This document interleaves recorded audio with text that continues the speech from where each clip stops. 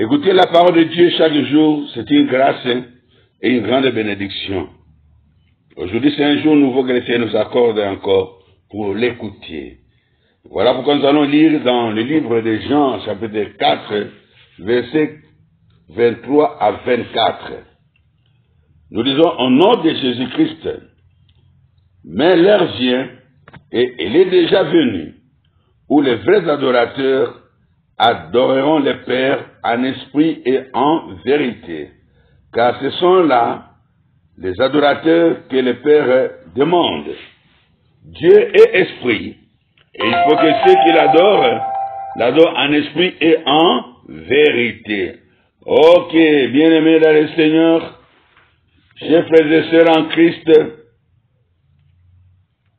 cette parole nous concerne tous.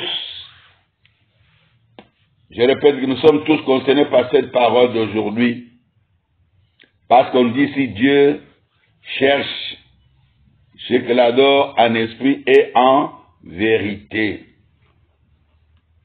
Oui, Dieu te cherche aussi pour que tu fasses partie de son armée. Cette armée d'adorateurs. Dieu veut que tu sois l'un de ses admirateurs. Parce que lui, il est le grand combattant. Il est le grand vainqueur.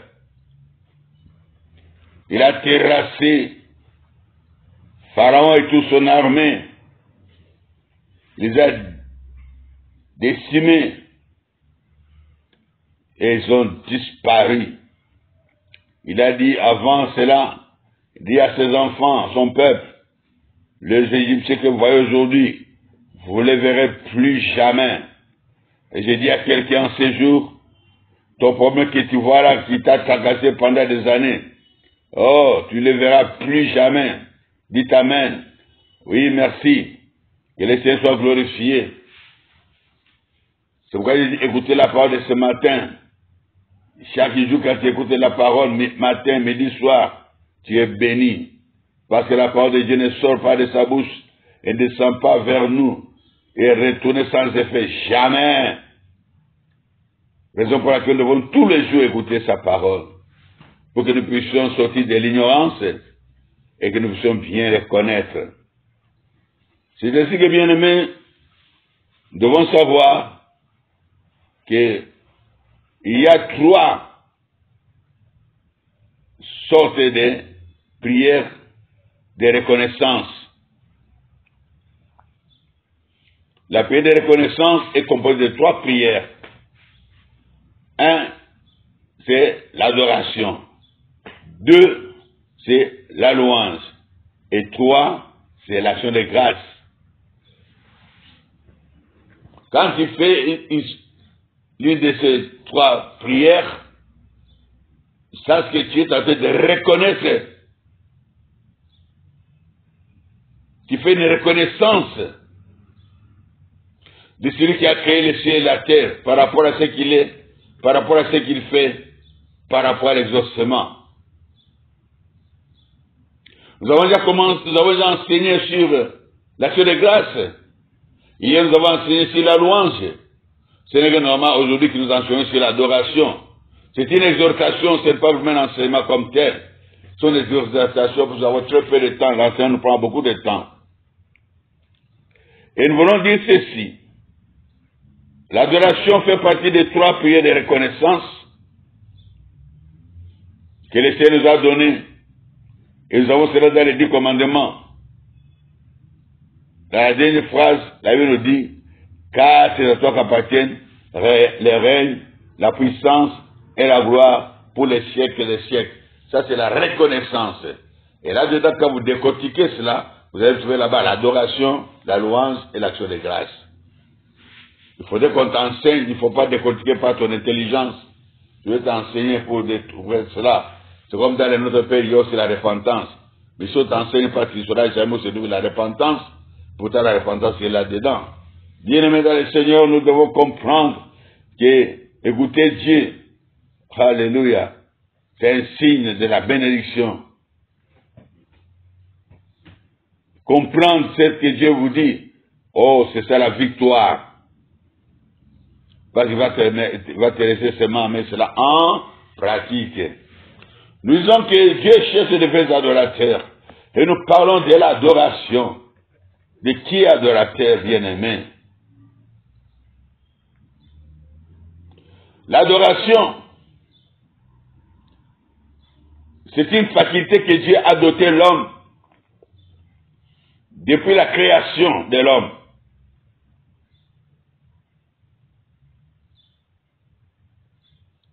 L'homme est tripartite. Nous avons l'esprit, l'âme et le corps. Dans la partie esprit, il y a la conscience, il y a l'adoration, il y a l'instinct. Ah oui, ces trois parties se trouvent dans n'importe quel homme, qui que tu sois.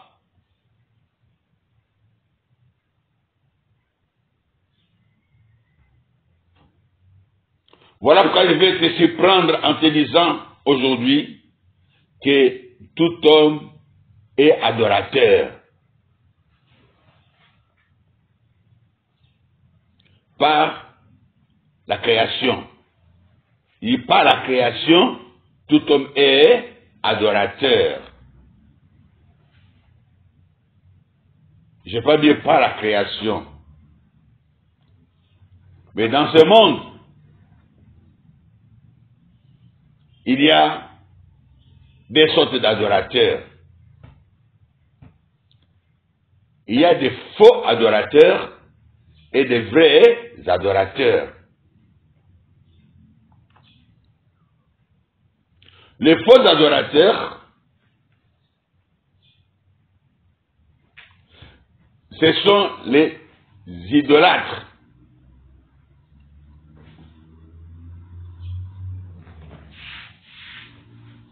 Qui est idolâtre?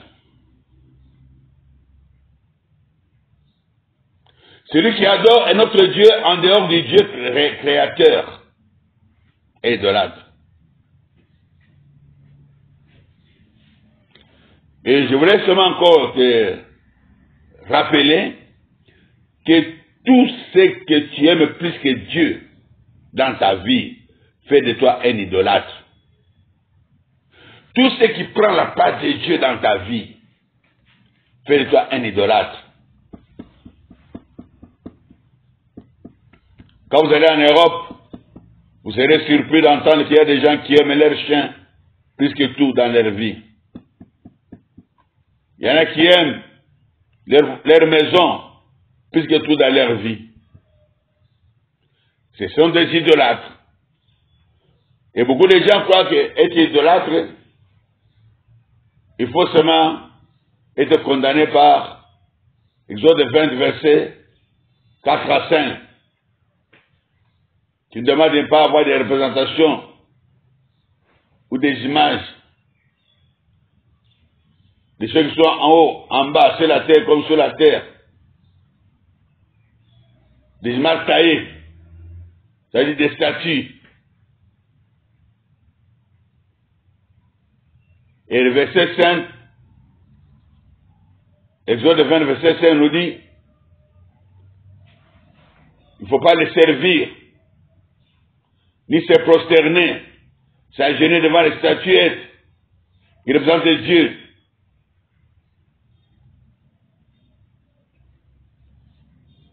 Et beaucoup de gens croient qu'il n'y a que ceux-là qui sont des idolâtres. Non, bien-aimés. Quand on est fanatique de quelqu'un, on est idolâtre. Quand tu es fanatique d'une église, cette église devient une idole pour toi. Quand tu deviens fanatique d'un homme de Dieu, tu es idolâtre. Quand tu es fanatique d'une vedette du monde, musique, foot, théâtre et autres, dans ce monde, tu deviens un idolâtre. Tu peux beau prier, je répète, beau prier, tu ne verras pas la main de Dieu.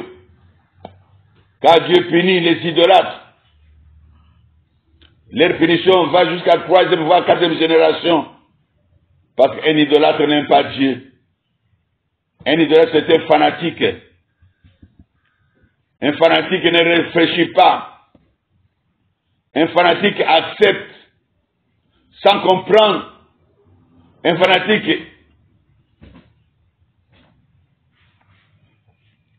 il fait des choses sans comprendre.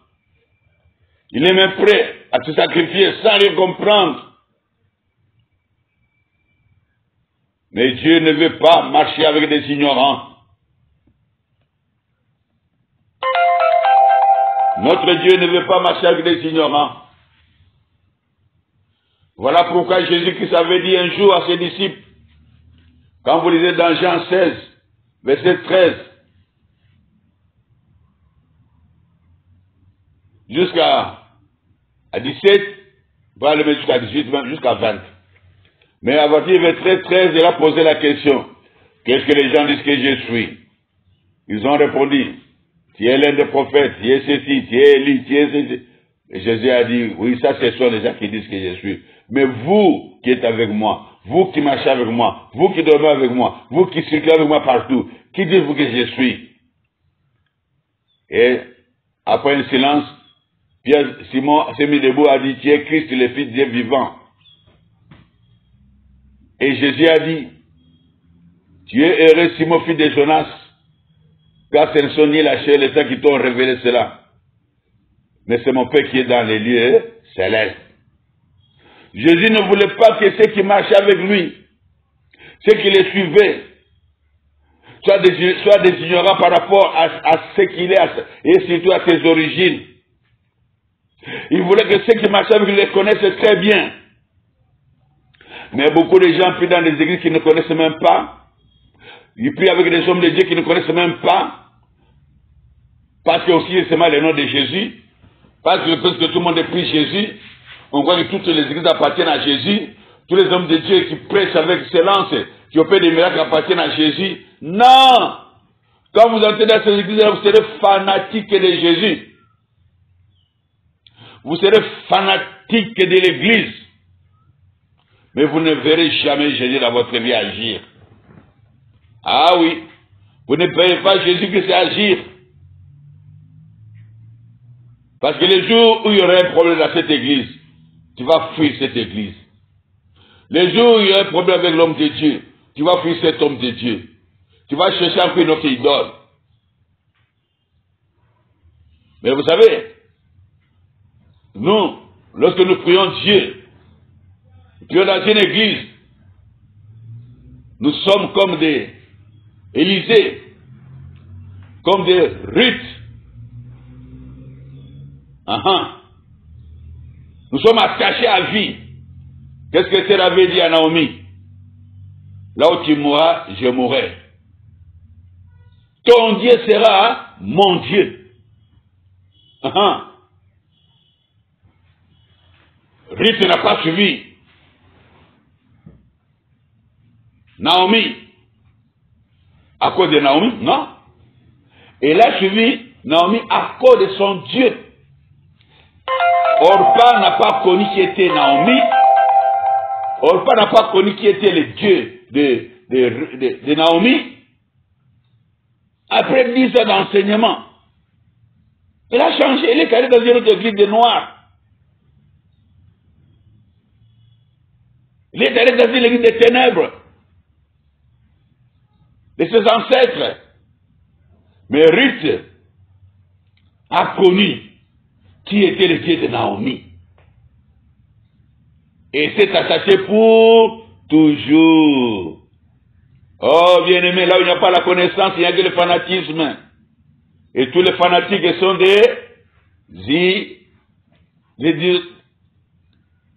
des idolâtres. Si tu es fanatique de Vita Club, de Barcelone, de Real, de Manchester United, ou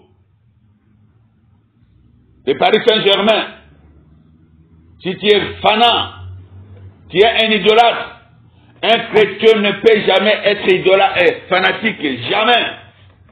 Arrêtez d'être fanatique de qui que ce soit. Nous devons aimer Dieu de tout notre cœur. Tu aimeras ton Dieu de tout ton cœur, de toute ton âme, de toute ta pensée. Voilà, celui que Dieu cherche. Pas celui qui est fanatique de Dieu, mais celui qui est amoureux de Dieu. Un adorateur, un vrai adorateur, c'est celui qui est amoureux de Dieu, 100%, Jésus. Tu aimeras uniquement ton Dieu. La Bible nous dit quoi? N'aimez pas le monde, ni les choses qui sont dans le monde. Car si quelqu'un aime le monde, l'amour du Père n'est pas en lui. Comment peux-tu aimer un homme qui est mondain? Comment peux-tu aimer une maison? Comment peux-tu aimer un joueur? Plus que ton Dieu. Comment peux-tu aimer une église plus que ton Dieu? Un temple plutôt, plus que ton Dieu. Une religion plus que ton Dieu. Non. Nous, notre religion, c'est Christ ou rien. Christ ou rien. Parce que la religion, c'est démoniaque. C'est satanique. Mais le christianisme, c'est Dieu qui vient vers l'homme. Mais la religion, c'est Dieu qui va vers... La religion, c'est l'homme qui va vers Dieu. Qui cherche Dieu. Il va par n'importe quel chemin. Pour lui, l'essentiel, c'est de rencontrer. Oh, ça, ce n'est pas le véritable Dieu. Lui, c'est Dieu lui-même, il vient, il se révèle. Comme nous venons de lire dans Matthieu chapitre 16. Dieu s'est révélé à Simon. Et Simon a compris qui était Jésus. Qui est Christ, l'envoyé. Mais la religion met beaucoup de rites et de tralala pour atteindre Dieu. Ah non, bien-aimé. Les idolâtres n'ont pas droit au chapitre de bénédiction céleste.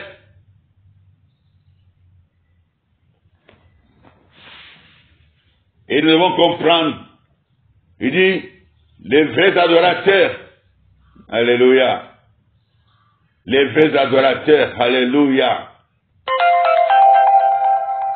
Tu sais, avant de continuer, je voulais seulement te dire, quand tu lis dans 1 Corinthiens, chapitre 10, verset 14, Dieu nous demande de fuir l'idolâtrie.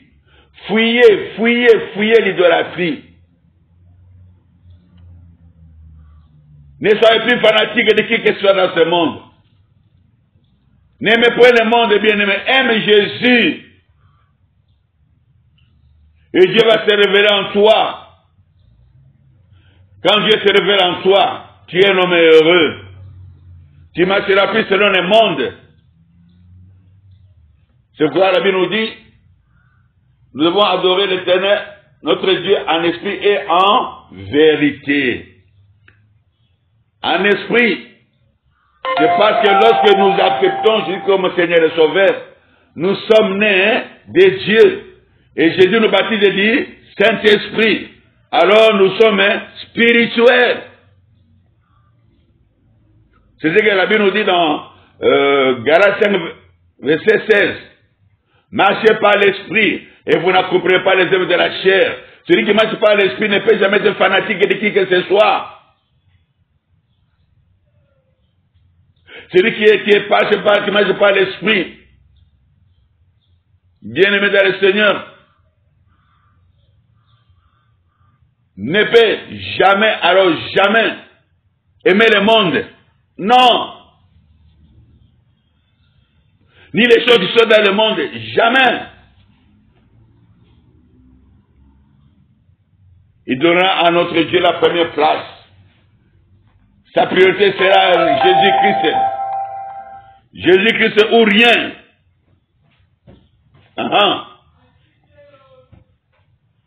Les vrais adorateurs Ils doivent adorer en esprit, en vérité. En esprit, ils sont les enfants de Dieu. En vérité. Jésus a dit, je suis le chemin, la vérité et la vie. Au commencement était la parole. La parole était Dieu. La parole était avec Dieu. Et tout ce qui a été fait, c'était par la parole. Et la parole, c'est la vérité que tu reçois de Dieu lui-même.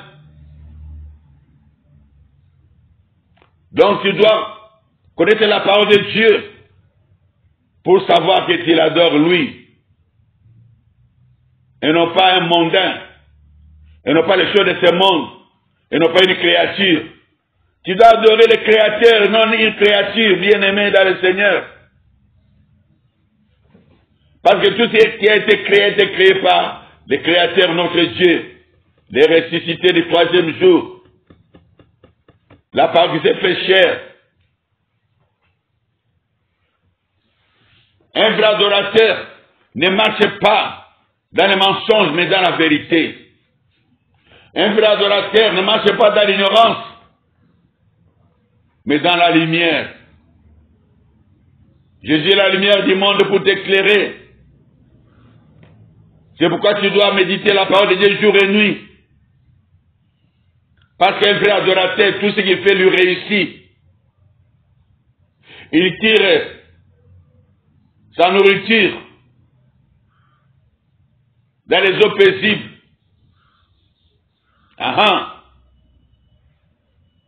Dans les jardins de Dieu, comme la Bible nous dit. Il me fait, l'Éternel mon berger, je manquerai de rien. Il me fait marcher dans les verts pâturages, dans la nourriture verte des brebis. Nous sommes des brebis de Dieu. Nous avons une nourriture en nous. Le pâturage, c'est la nourriture des brebis. Quand elle est verte, elle est pleine de vitamines. Voilà pourquoi un chrétien ne peut jamais échouer parce que c'est un adorateur. Il sait là utile sa nourriture. Il dit qu'il médite de cette parole jour et nuit. Même Josué 1:8 nous dit,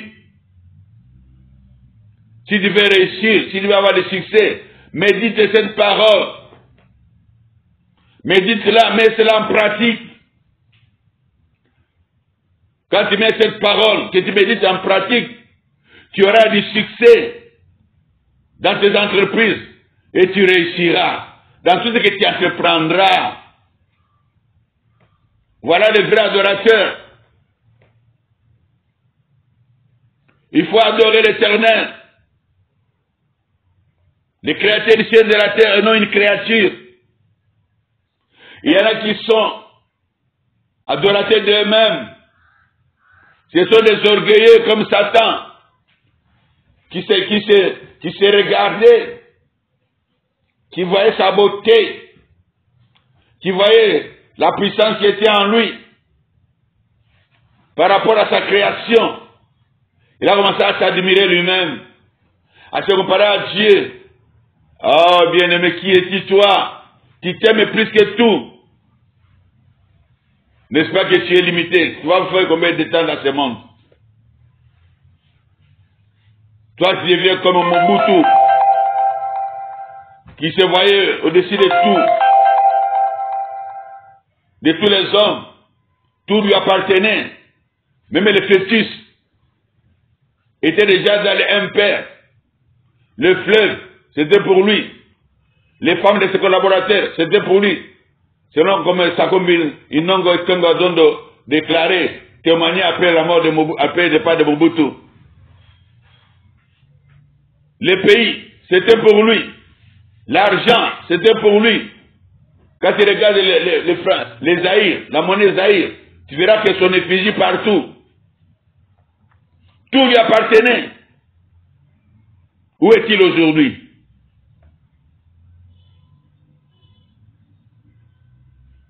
Où est-il aujourd'hui?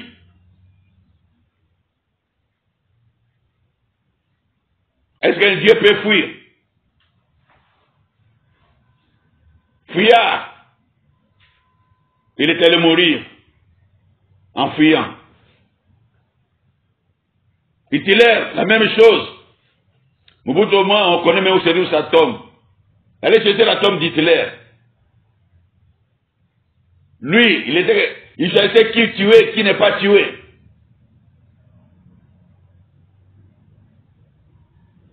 La première personne qu'Hitler avait tué, c'est son propre père qu'il avait mis au monde. Cherchez dans l'histoire, vous allez découvrir pourquoi j'ai dit cela. Et pourquoi il avait tué. Et pourquoi il s'est acharné sur les Juifs. Pourquoi il s'est acharné sur les Noirs. C'est parce qu'il se voyait Dieu capable de décider sur la vie de qui que ce soit. Où est son cadavre? Lui aussi un fouillard. Il a fui, il a disparu. Il n'y a que des hypothèses sur sa mort. S'il est véritablement mort, des hypothèses. Mais te prenez pour un Dieu. Arrêtez cela, bien-aimé. Il y a de ces pasteurs qui se prennent pour des dieux. Ils sont les tout-puissants. Il y a des églises qui se prennent pour des dieux. Il n'y a que leur église qui a le monopole de Jésus-Christ. Les autres n'existent pas. Ah, bien-aimé. Oui, je sais que l'écuménisme, c'est démoniaque. L'écuménisme, c'est diabolique. Le Dieu que nous prions, c'est-à-dire que nous adorons, n'est pas un Dieu de mélange. Et nous prions tous le même Dieu. Quoi? Je ne prie pas le Dieu que toi dis. Moi, je prie Jésus-Christ. Voilà le Dieu que j'ai pris. Jésus-Christ est ressuscité. Celui qui me révèle le Père. Voilà celui que moi j'ai pris. Nous devons faire bien attention, bien-aimés. Nous devons adorer notre Dieu tous les jours. Parce que notre avenir en dépend. Nos bénédictions viennent. La source, c'est Dieu. Quand tu n'adores pas Dieu, comment tu peux vivre? C'est tous les jours que tu dois méditer la parole de Dieu. Tous les jours que tu dois adorer l'Éternel. À chaque instant de ta vie. Si tu n'adores pas ton Dieu, tu ne l'as jamais connu et tu ne le connais pas. Un enfant de Dieu, c'est un adorateur. Un vrai adorateur alors. Un chrétien, un vrai chrétien, c'est un vrai adorateur. Parce qu'il adore en esprit et en vérité. Il croit au Seigneur Jésus-Christ. Et il médite sa parole jour et nuit. Comment peux-tu échouer dans la vie? Non, tu es éclairé. La révélation, un peuple sans révélation, c'est un peuple qui va à la dérive. Un chrétien sans révélation, c'est une proie facile du diable. Mais lorsque tu connais ton Dieu comme la lumière de ce monde, alléluia, comme l'amour, comme l'étoile brillante du matin, c'est lui le Jéhovah, Rapha de ta vie, le Jéhovah Shalom de ta vie, le Jéhovah Jireh dans ta vie. C'est lui l'alpha et l'oméga de ta vie, bien-aimé. Tu peux continuer la liste. Et quand tu dis que Dieu, tu es amour, c'est qu'il y a de l'amour en toi. Quand tu parles de Jéhovah Shalom, c'est qu'il y a la paix en toi. Tu peux être dans les tourments du Seigneur. Ils adorent toi, Jéhovah Shalom. Au moins tu es tourmenté. Non. Quand tu dis, je t'adore, Jéhovah Shalom, c'est que la paix est en toi. Voilà ce que tu dois faire, bien-aimé, jour et nuit. Élève ta voix. Commence à adorer l'Éternel. Même quand tu conduis, dans ton cœur, adore l'Éternel. Même quand tu prépares masser la nourriture, adore l'Éternel dans ton cœur. Dieu demande des vrais adorateurs qu'il adore en esprit et en vérité. Au nom de Jésus-Christ, dans vos prières, Père, disons tous Amen.